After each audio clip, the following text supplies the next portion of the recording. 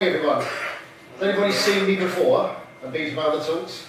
If you'd be great, well come up at the end and get your loyalty card stamped. The first two talks were about advertising and the Spitfire yesterday. Today I'm going to be looking at the world of celebrity. And again, as in my earlier talk, I've chosen to start with a quote, as you can see on the screen here. Do you know who I am? Now those are the form of words used by celebrities when they're trying to sort of get out of something or being called out for being naughty or trying to get in somewhere they shouldn't. Here's a great example of that. The pop star Rihanna.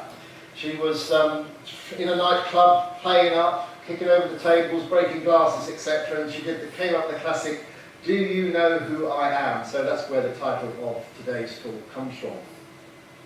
Now we might think that celebrity is a modern phenomenon. You know, today we have these magazines like Hello and OK, all about celebrity lives, and you can see there some of the stars. Royalty are very popular, as we know, and soap stars and that sort of thing. But what I'm going to look at today is sort of how the whole concept of celebrity came about, how people become celebrities. So this is what's coming up in the next 40 minutes or so. So where did the idea of celebrity come from? Where's this concept arrived at? I'll be giving you some ideas on that. And then I'll be moving up into the 1950s, the modern times, or sort of modern times, and looking at the coming of TV and the effect that's had on celebrities and the making of celebrities. And you'll be seeing a lot of faces that you know. I'll also be looking at notoriety, how sort of people who achieve notoriety become celebrities as well.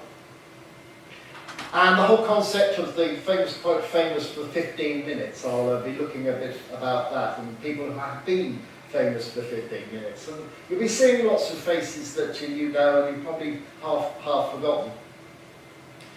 We're looking at talent shows. Talent shows have been, over the years, a wonderful source of making celebrities and bringing people to our attention.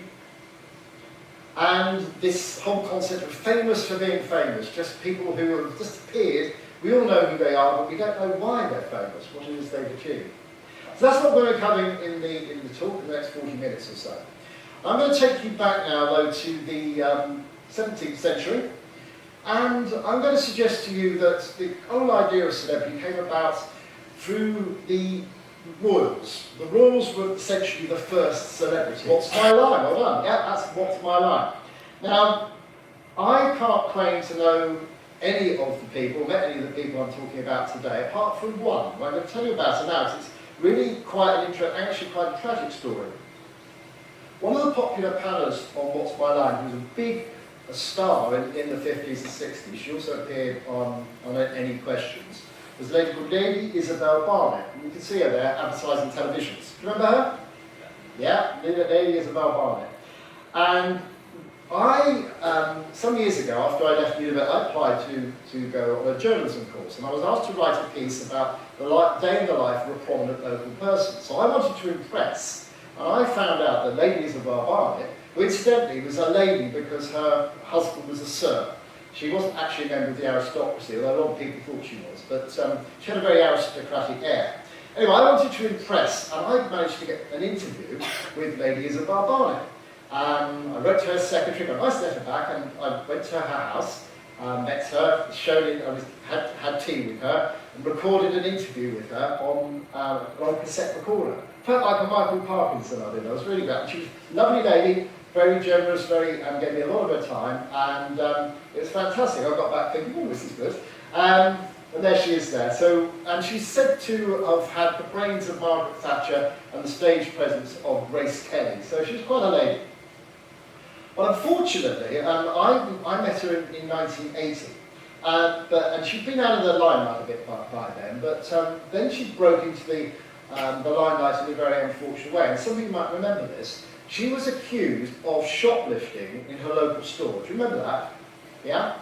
She was accused of shoplifting in the local store. And this lady, remember, she'd been a doctor, a GP, a magistrate, so she was quite, when she got caught for this, she was quite shameful. And unfortunately, she took her own life about 4 days after she was found guilty of shoplifting offences. So it's quite likely that I had the last ever interview with Lady Isabel Barnett. and it actually made the front page of the newspapers. So she was still very well known at the time. So quite a tragedy there, but that's probably my only real touch with celebrity. But it does take me into my next section, where I'm going to talk about how scandals can make great celebrities. And then it went into television, and hosted by Huey Green, and then subsequently went into the BBC. So it was, if you like, a classical TV talent programme.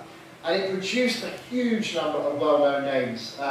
This was a photograph from the All Winners show there. We've got loads of people like Mary Hopkin, Les Dawson, Freddie Parrot-faced Davis, Frank Carson, etc. I did bump into Frank Carson once on a P&O cruise. There we go. Forgot about that. Yeah, so Opportunity Nuts was another big source of talent that produced a whole range of all different areas, as you'll see in a moment, actually. And of course, the idea of Opportunity Nuts, this was the day before the internet and even telephone voting. Remember Huey Green, your vote counts, send in your postcards, remember that? But the other thing they used to have at the end of the programme was something